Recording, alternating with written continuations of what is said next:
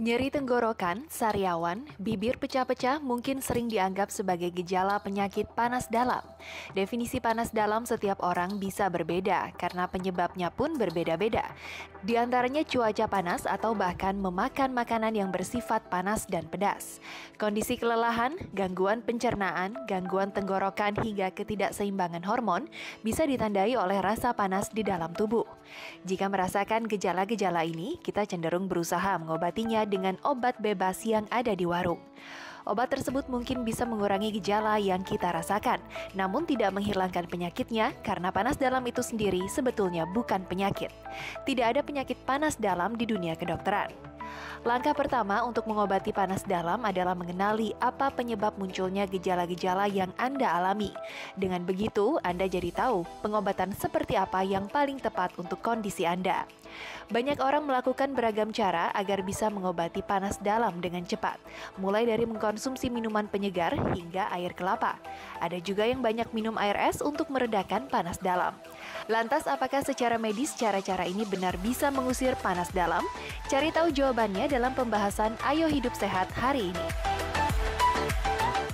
Dok, jadi tuh kadang-kadang tuh saya suka apa tuh namanya ya panas kayak panas dalam gitu mungkin gejala-gejala nggak tahu deh ini apaan sebenarnya sakit tenggorokan rasanya panas, kemudian sariawan gitu. Itu emang ada itu gejalanya panas dalam.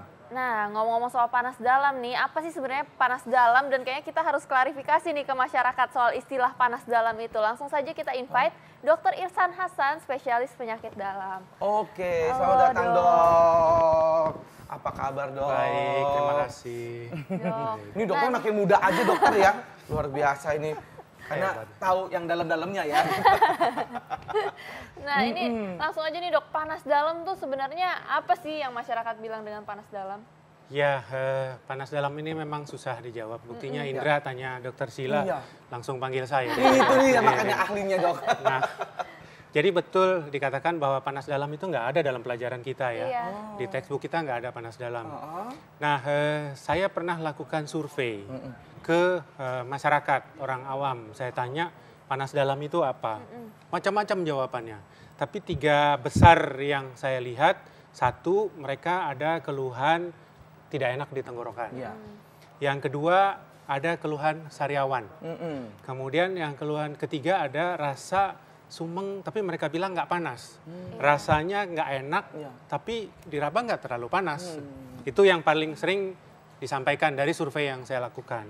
Yang lain itu ada yang bilang bibir pecah-pecah, kemudian perut kembung, bahkan ada lagi yang bilang sembelit, diare. Oke, Kak Bekti pernah gak nih ngerasain gejala itu? Ada gejala itu sih pernah gitu dan kemudian sempat kan aku ya coba entah itu dikerok kemudian juga minum larutan penyegar juga gitu.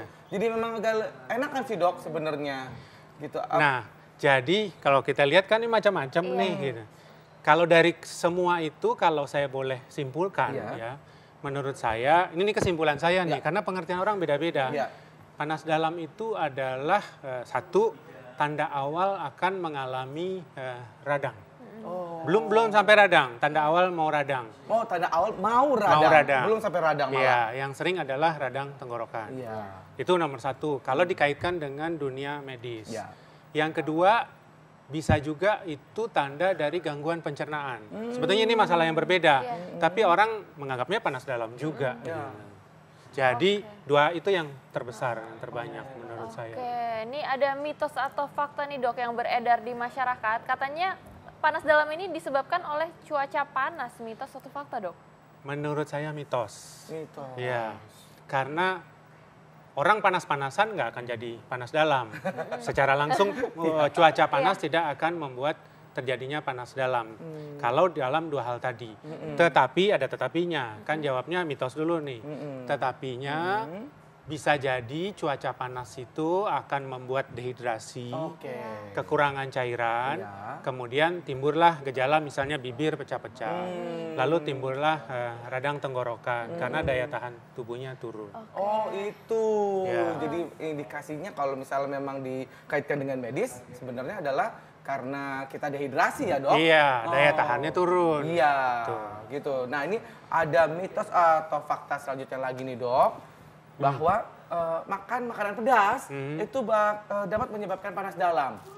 jawabannya mitos lagi. Mitos lagi. Tetapi ini Ya. semua mitos tapi pakai tetapinya Iya, nih dok, karena betul, dok. karena pengertiannya banyak. Ya. Kalau dikaitkan dengan radang tenggorokan, Ya. infeksi tidak. Itu 100% mitos. Iya. Orang tidak akan mengalami flu gara-gara makan pedas. Ya. Tapi kalau kan saya bilang 3 tuh yang banyak, tenggorokan nggak enak, sariawan atau rasa meriang. Iya. Sariawan bisa muncul karena makanan pedas, karena ekstrim Pedasnya. pedasnya, Iya. gangguan ke mukosa mulut, ke dinding mulut, bisa. Tapi tidak semua panas dalam itu karena makanan pedas, Oke. gitu. Nah ini selanjutnya nih dok, katanya kalau misalnya konsumsi gorengan ini dapat memicu panas dalam, mitos atau fakta? Gorengan ya. Nah, tadi kita sudah dengar dari Dokter Samuel bahwa makan goreng-gorengan memang bisa mencetuskan radang tenggorokan. Apalagi kalau orang yang alergi terhadap minyak-minyak. Jadi kalau pertanyaannya apakah ini mitos atau fakta? Fakta. Tetapi tidak semuanya. Ada lagi tetapinya. Tidak semua orang makan gorengan kemudian akan jadi panas dalam. Orang-orang tertentu. Tadi Dokter Sam mengatakan misalnya dia alergi terhadap gorengan, kemudian jadi batuk-batuk dia. Bisa seperti itu. Jadi ada tetapinya nih. Nggak semuanya 100%. No, Oke. gitu. Tadi dokter bilang katanya kalau panas dalam itu bisa karena gejala awal dari mau radang Iya. sama misalnya masalah pencernaan. Iya. Kalau misalnya gejala awal berarti itu semacam alarm sign. Nah, gitu, betul. gitu ya, dok. Jadi dari survei saya itu ada yang jawab panjang lebar. Jadi saya survei, saya tanya, pernah panas dalam nggak? Pernah. Apa yang dirasain panas dalam? Tenggorokan nggak enak, badan rasanya drop. Kayaknya seperti Dokter Sila sampaikan, ini alarm sign dari badan saya bahwa saya harus istirahat karena sistem imun saya turun. Oh, begitu. Jadi yang jawab ini yang disurvei nih bukan Iya. dokter gitu. Jadi memang ini tanda bahwa sistem imun turun. Oleh karena itu kita harus ambil tindakan. Kesan saya yang terbanyak adalah virus. Iya. Dan virus obatnya salah satunya adalah istirahat. Yo. Jadi ini kalau alarm tanda infeksi adalah istirahat. Tapi memang nggak semua panas dalam harus istirahat ya. Jangan cuman sariawan satu aja terus minta libur. Langsung cuti sebentar. Oke, kalau dokter kan tadi survei dengan masyarakat Iya. ya. Kita juga ada dok, Oh, kalah ada. sama dokter. Ini komentar dari masyarakat Nah. terkait dengan panas dalam. Saya juga pengen lihat. Jangan lihat ya dok, kita saksikan sama-sama.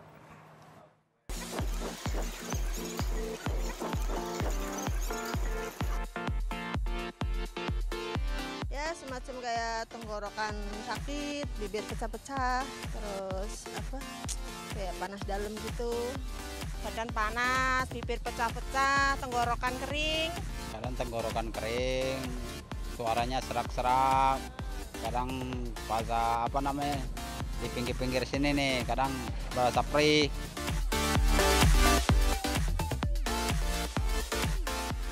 Ya kadang pakai larutan yang ada di warung.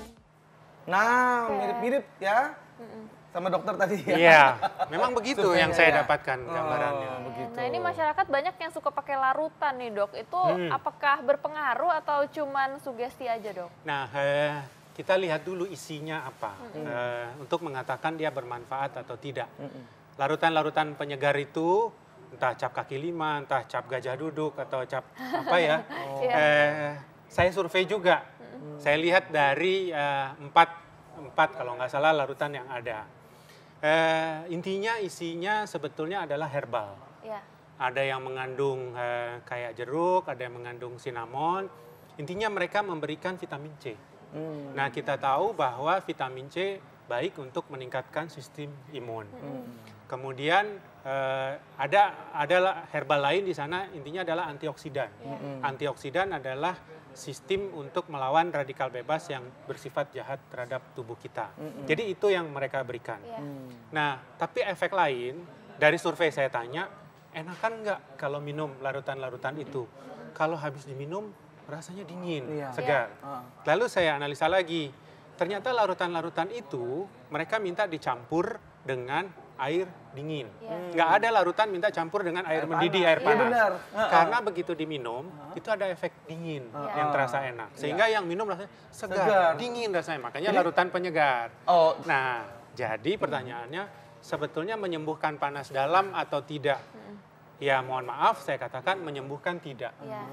Tidak, tetapi kalau menimbulkan rasa enak, rasa dingin, iya. Bisa jadi suplemen mungkin karena ada vitamin C. Oh begitu. Jadi ya dinginnya segernya karena memang air dingin. Iya. Nah dok, kalau begitu mungkin dokter bisa kasih tips-tips nih buat mungkin terutama untuk yang sedang menunaikan ibadah haji nih dok. Iya. Ya kan ini kan di sana panas banget Betul. dok. Supaya ya apa yang harus dipersiapkan nih dok. Nah. Menghindari panas dalam.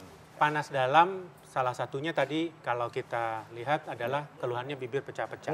Itu kaitannya adalah dengan dehidrasi, Iya. kurang cairan, dengan udara panas. Tadi saya katakan udara panas secara langsung enggak, tapi dehidrasinya Iya. iya. Jadi untuk jamaah haji, kita lihat beberapa jamaah sudah ambruk. Iya. Faktor nomor satu adalah cairan, karena di sana panas sekali. Nah, oleh karena itu mereka harus menjaga masuk atau ya intake cairan. Iya. Harus minum, jaga minum. Jadi jangan menunggu haus, minum terus. Minumnya terus. apa dok? Ya nomor satu ya air putih, Putih aja aja juga ya. nggak apa-apa. Oh, dingin boleh, Dok? Dingin boleh. Oke. Nah, jadi untuk jamaah haji, satu, hindari paparan terik secara langsung. Jadi kalau memang lagi tawaf, tapi kan sekarang udah ada tutupannya ya. Kalau ada di luar memang harus terpapar ya nggak apa-apa. Tapi kalau bisa ke tempat yang teduh, lakukan itu. Jangan berpanas-panas terus-menerus. Ya. Yang kedua adalah minum. Jangan minum hanya mungkin waktu balik ke hotel atau lagi istirahat. Bawa air minum, selalu minum. Jadi sediakan Iya, mana-mana. minum terus untuk menghindari, istilah kita panas dalam, tapi maksud saya adalah menghindari dehidrasi. Nah, itu sih sebenarnya Iya. ya, karena panas dalam itu sebenarnya tidak ada apa namanya di dalam Iya, dunia kedokteran medis nggak nggak ada. ya, Dok? Iya. Coba aja nanti di Mekah berobat ke dokter Arab Saudi sana, dok saya panas dalam. Apa ya, panas dalam tuh fever inside gitu. Bingung dia. Jadi lucu ya dok. Severe inside. Bingung ya dok. Oke, nah dok ini judul kita nih, ini Ya. panas dalam menyebabkan bisa jadi indikasi penyakit serius. Nah, ini masyarakat penasaran, bisa gak sih ini jadi indikasi penyakit serius dok? Tadi saya katakan bahwa panas dalam itu bisa merupakan awal dari sebuah infeksi. Jadi bisa saja panas dalam itu kemudian berlanjut betul-betul menjadi radang tenggorokan. Radang tenggorokan bisa virus, bisa bakteri. Kalau virus sih biasanya daya tahan kuat terus sembuh. Kalau bakteri kan bisa berlanjut, bahkan bisa radang paru. Yang lain panas dalam bisa berkaitan dengan pencernaan. Yang sering kita bahas adalah GERD, gastroesophageal reflux disease. Asam lambungnya naik ke atas. Nah, asam lambung naik ke atas itu bisa di tenggorokan ini rasanya Jadi panas, betul, Dok. bahkan jadi sariawan. Nah, itu penyakit menurut saya serius. Karena GERD kalau nggak diatasi, esofagus atau tenggorokan itu bisa merah, bisa luka. Oke. Jadi sebagainya. lebih baik diperbaiki Pada lambungnya. begitu, fase Dok. awal, jangan nunggu berat dulu. Baik, terima kasih banyak dok. Sama-sama. Jadi tahu ya mengenai apa itu sebenarnya panas dalam Iya. itu ternyata Iya. tidak ada di dunia Iya. medis begitu ya. Baik, terima kasih Baik, banyak terima dok. kasih dok. Sama-sama. Kita akan kembali saat lagi, jangan kemana-mana, tetap di Ayah Hidup Sehat.